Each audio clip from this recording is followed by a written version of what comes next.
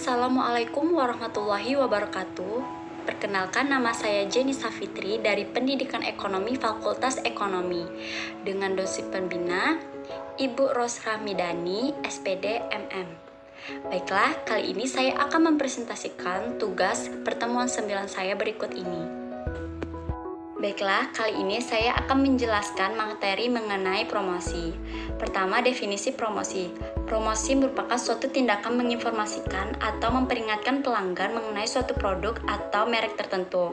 Biasanya perusahaan-perusahaan akan melakukan promosi dengan berbagai strategi untuk meningkatkan permintaan produk dan meningkatkan pula nilai dari perusahaan tersebut. Contohnya, pada perusahaan motor yang baru saja dibuka, mereka harus melakukan promosi untuk dikenal oleh pelanggan atas produk-produknya, sehingga banyak permintaan dari pelanggan atas produk tersebut yang baru saja dibuka. Selanjutnya yaitu tujuan promosi. Yang pertama yaitu penciptaan perkenalan. Nah, dapat kita ketahui bahwa perusahaan dapat memperkenalkan produknya kepada para pelanggan dan pelanggan bisa mengenal produk tersebut dengan adanya promosi yang dilakukan oleh perusahaan. Kedua, mendorong pelanggan untuk mencoba produk yang baru.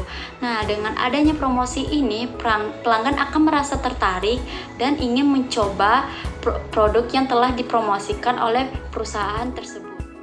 Ketiga yaitu penyediaan promosi yang merupakan akses bagi perusahaan untuk mempromosi barang ke pelanggan. Yang keempat yaitu mendorong pelanggan untuk menggunakannya sesering mungkin, yang mana dengan adanya promosi ini akan membuat pelanggan tertarik untuk menggunakan produknya sesering mungkin apabila promosi tersebut dilakukan secara rutin dan masyarakat banyak menggunakannya. Selanjutnya yaitu bauran promosi. Bauran promosi merupakan bauran metode promosi yang dilakukan oleh perusahaan untuk meningkatkan penerimaan produk-produknya, yang terdiri dari 4 metode promosi yaitu 1 iklan, 2 penjualan perorangan, ketiga promosi penjualan, keempat hubungan masyarakat. Iklan.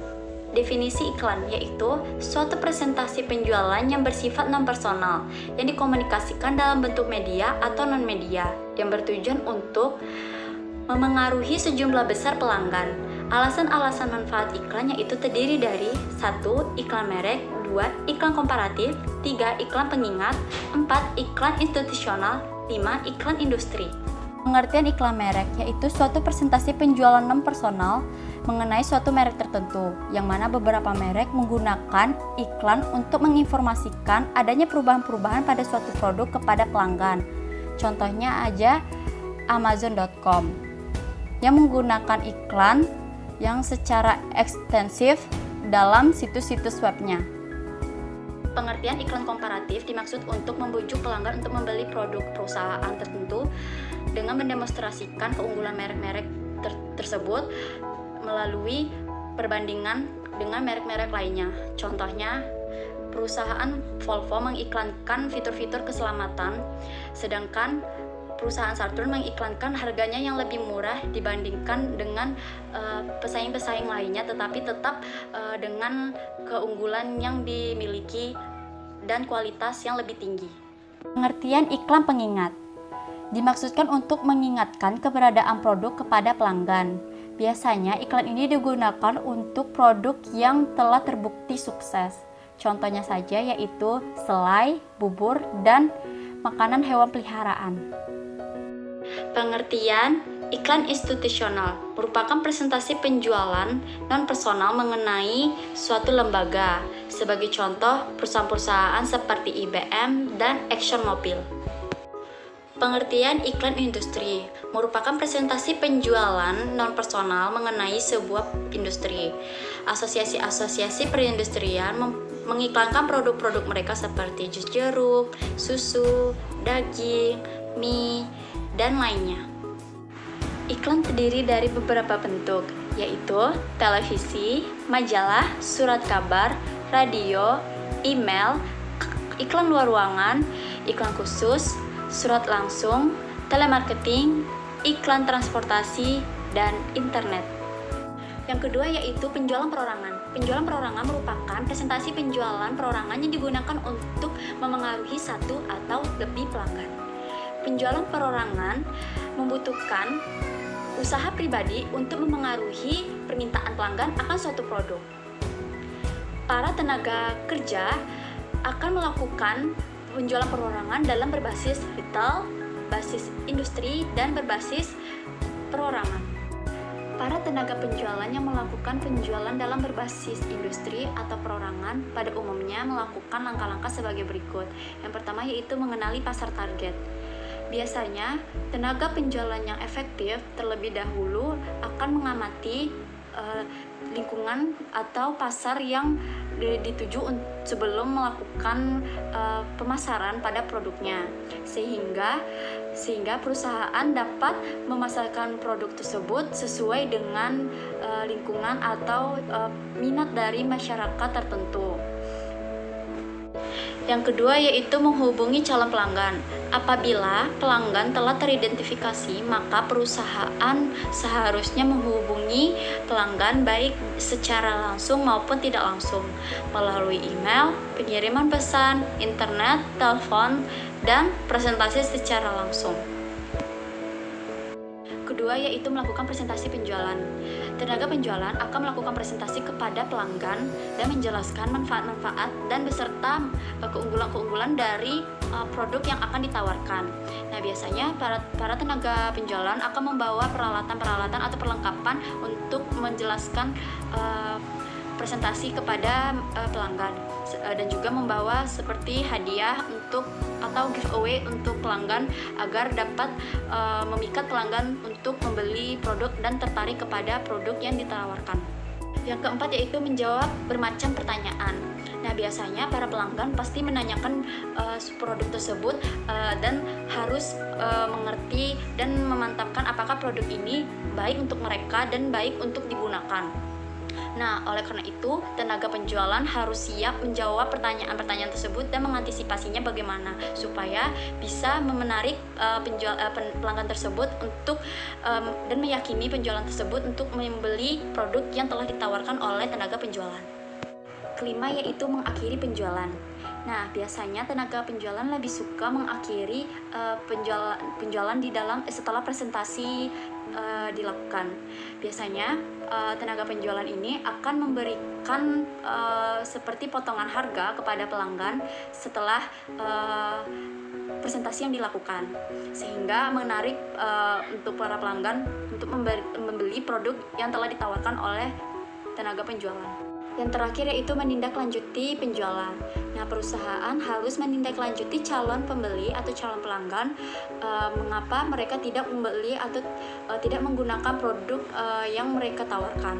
Sehingga dengan adanya penindaklanjutan tersebut, tenaga penjualan dapat mengambil informasi dari kekurangan atau keinginan dari calon pelanggan tersebut dan dapat melakukan perubahan-perubahan yang lebih baik lagi. Yang keempat yaitu promosi penjualan, yaitu sekumpulan kegiatan yang memengaruhi pelanggan. Nah, biasanya pada promosi penjualan ini terdapat berbagai strategi-strategi yang umum biasanya dilakukan. Yang pertama yaitu pengembalian uang. Ini ditawarkan oleh perusahaan untuk meyakinkan para pelanggan apabila terjadi sesuatu, maka perusahaan bersedia untuk mengembalikan uang kepada pelanggan. Yang kedua yaitu kupon. Nah, kupon ini biasanya digunakan di dalam surat-surat kabar, majalah, dan surat lainnya, dan juga dapat digunakan dalam bentuk kemasan suatu produk atau berbagai macam lainnya. Yang ketiga, pemberian sampel. Nah, pemberian sampel ini dilakukan secara cuma-cuma untuk kepada pelanggan supaya mendorong pelanggan untuk membeli produk tersebut. Keempat yaitu display, yaitu suatu peletakan produk yang menarik di toko tersebut agar terlihat oleh atau tertarik oleh para pelanggan. Contohnya, biasanya di dalam toko ada di dekat kasir meletakkan berbagai produk-produk yang akan membuat pelanggan untuk melihat produk tersebut dan membeli produk tersebut. Itu yang disebut dengan display. Nah, yang kelima yaitu premi. Premi ini merupakan pemberian hadiah kepada pelanggan untuk mendorong pelanggan agar bisa membeli produk yang baru atau mencoba produk yang telah ditawarkan oleh perusahaan tersebut. Selanjutnya yaitu menentukan bauran promosi yang optimal. Bagian A yaitu pasar target. Nah, di sini saya telah membuat tabel kelebihan dan kekurangan tiap-tiap metode promosi. Yang bagian iklan yaitu kelebihannya menjangkau pelanggan dalam jumlah besar. Kekurangannya dapat mahal biayanya dan tidak dapat disesuaikan dengan selera tiap orang. Yang kedua, penjualan perorangan. Kelebihannya memberikan perhatian khusus, kekurangannya sulit untuk menjangkau pelanggan dalam jumlah besar. Ketiga, promosi penjualan. Kelebihannya yaitu menawarkan beragam insentif bagi pelanggan untuk membeli produk. Kekurangannya mungkin tidak dapat menjangkau pelanggan sebanyak iklan. Nah, yang keempat, hubungan masyarakat. Kelebihannya, metode yang tidak mahal untuk meningkatkan citra perusahaan atau produk-produknya. Kekurangannya, hanya memberikan promosi dalam jumlah yang terbatas karena rilis berita dan konferensi pers tidak selalu diliputi oleh media. Yang kelima yaitu hubungan masyarakat.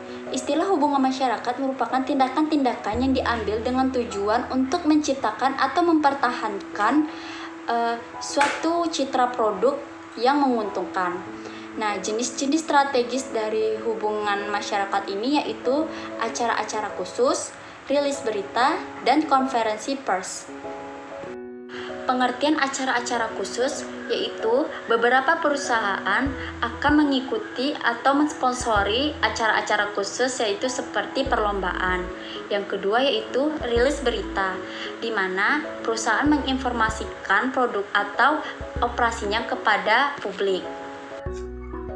Yang ketiga yaitu konferensi pers, yang merupakan pernyataan lisan mengenai suatu perusahaan yang diberikan oleh perusahaan kepada media.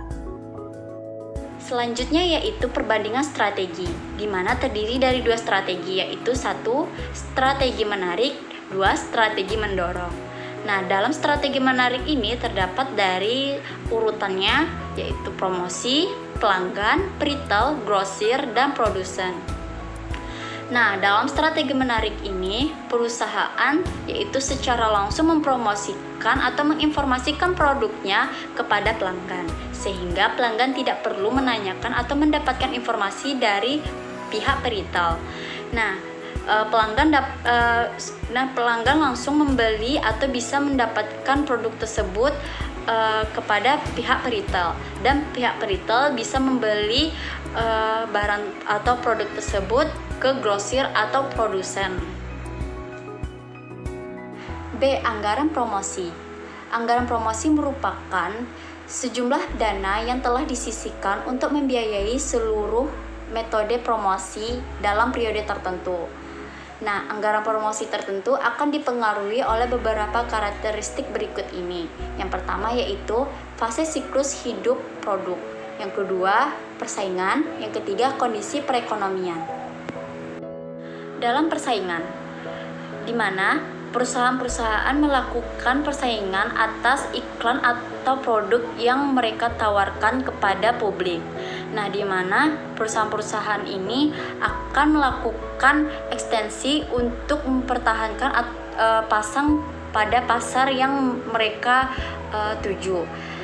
Dan di sini perusahaan 1 atau perusahaan 2 saya telah meletakkan di PowerPoint, di mana mereka mencantumkan produknya ke dalam iklan dengan variasi atau keunikan tersendirinya agar dapat dikenal oleh para pelanggan, dan juga iklan ini akan mempengaruhi pada sejumlah permintaan pada produk mereka. Yang kedua yaitu fase siklus hidup promosi, di mana terdiri dari fase pengenalan, fase pertumbuhan, fase kemampuan, fase penurunan. Nah, dari fase ini terdapat yaitu dari pertama, banyaknya promosi digunakan untuk memperkenalkan produk. Nah, dari itu grafiknya kita dapat lihat yaitu dari awal naik ke atas. Yang kedua yaitu promosi dalam jumlah normal digunakan untuk menembus pasar.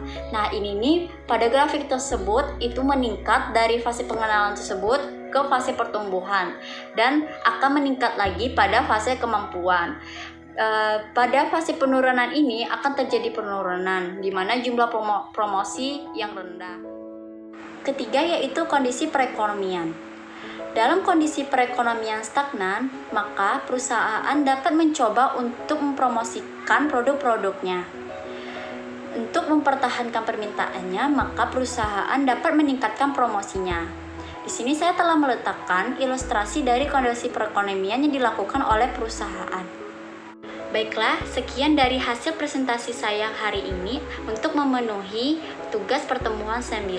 Apabila ada kesalahan, mohon dimaafkan.